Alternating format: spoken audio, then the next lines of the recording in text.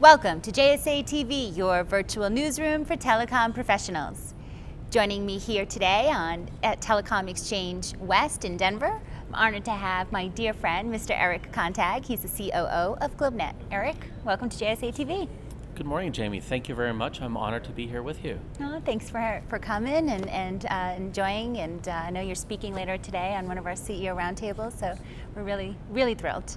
And there's so many great news happening here at GlobeNet, 2013 as well as now coming into 2014. Can you take us through your milestones? Absolutely. I mean, we had a very busy 2013.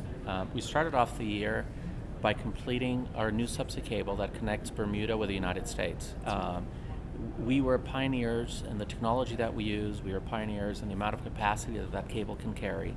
And we established it with a very long-term view to be able to satisfy the needs of all of Latin America through that new build. Then, in parallel, we were also working with our new subsea extension to Colombia. Even though we've been serving the Colombian market since 2010 through a terrestrial extension via Venezuela and across the eastern border, we built a new subsea cable landing in the city of Barranquilla. And this was a very exciting project, Jamie. We completed the project ahead of schedule.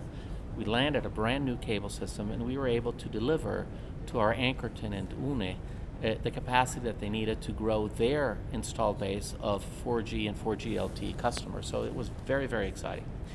And while all this was going on, and the company was growing and exceeding its targets for the year, we also went through a divestiture process. The divestiture ended at the end of last year, and Oi, our former parent company, completed the sale of GlobeNet to BTG Pactual, who is a leading investment bank in Brazil. We are now part of a portfolio company of BTG's Infrastructure 2 fund.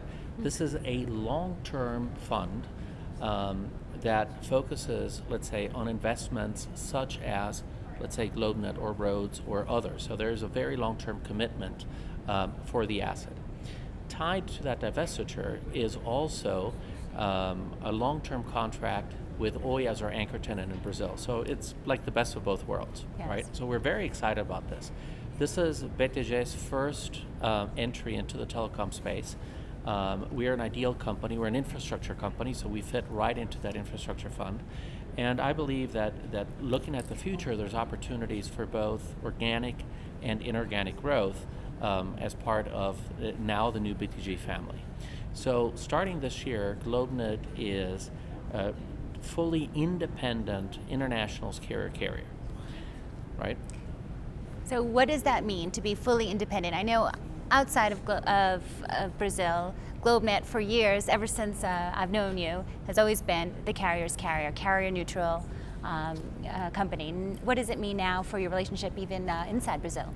Well, let me tell you this. I mean, yes, you're absolutely correct. I mean, we've really stuck to our model of being a private cable, of being a carrier's carrier serving, let's say, Colombia, Venezuela, Bermuda, the United States. And in Brazil, our main focus was our parent company, initially Brazil Telecom, and then Oi, the new merged company of Brazil Telecom and Telemar. Now, as an independent company, we can actually go after this great, exciting, growing Brazilian market, and we will continue to be an independent carrier's carrier. So we're carrier friendly, we're carrier neutral, and we can provide the high quality services with the reliability, the lowest latency, the high level of security and resiliency in our network to all other operators in the Brazilian market.